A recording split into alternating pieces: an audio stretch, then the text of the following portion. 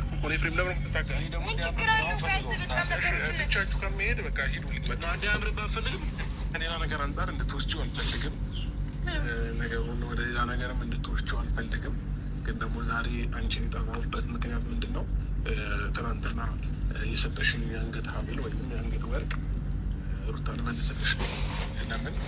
አንደኛ ነገር እኔ አላመንኩም፣ ደስተኛ አልሆንኩኝም። ሁለተኛ ነገር ደግሞ አንገቴ ላይ ለማላፈው ነገር ቤት ከማስቀምጠው አንቺ ብትጠቀሚበት ሞር የተሻለ ነው ብዬ ስላሰብኩኝ ይህን ስጦታ ልመልስልሽ ተገድጃለሁኝ ማለት ነው።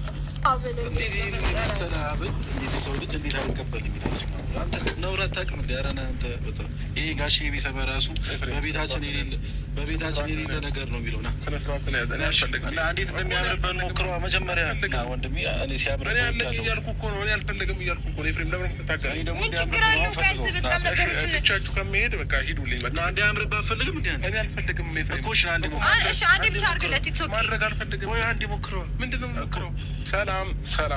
ሰላም ውደኛ ፋሚሊዎች እንዴት ናችሁ? ደህና ናችሁ ወይ? እኛ ደህና ነን እግዚአብሔር ይመስገን። ቤተሰቦቼ ዛሬ ተመልሼ መጥቻለሁኝ። ካለ ነው ብዬ ስላሰብኩኝ ይህን ስጦታ ልመልስልሽ ተገድጃለሁኝ ማለት ነው። ስለዚህ ከይቅርታ ጋር መልሰሽ ስጦታውን ብትቀበይኝ ደስ ይለኛል።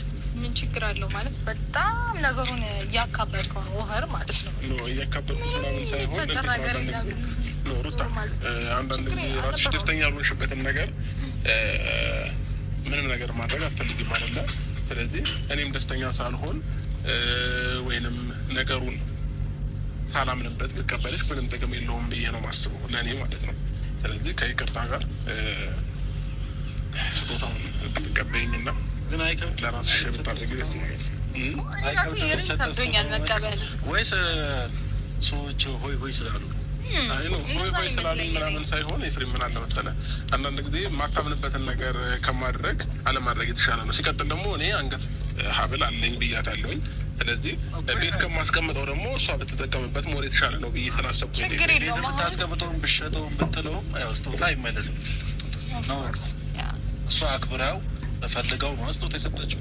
እሳቱ ደግሞ ባትቀበለኝ ይሻለኝ ነበረ። ከዚህ ማለት ወስደው አሳድረን አምን ከምታመጠው አንተ እንደሌላ ሰዎች ብዙ ነገር ነው አይሞቱን እያሰበ ያለው ማለት ነው። ምን ተጠንቀቅ ነው።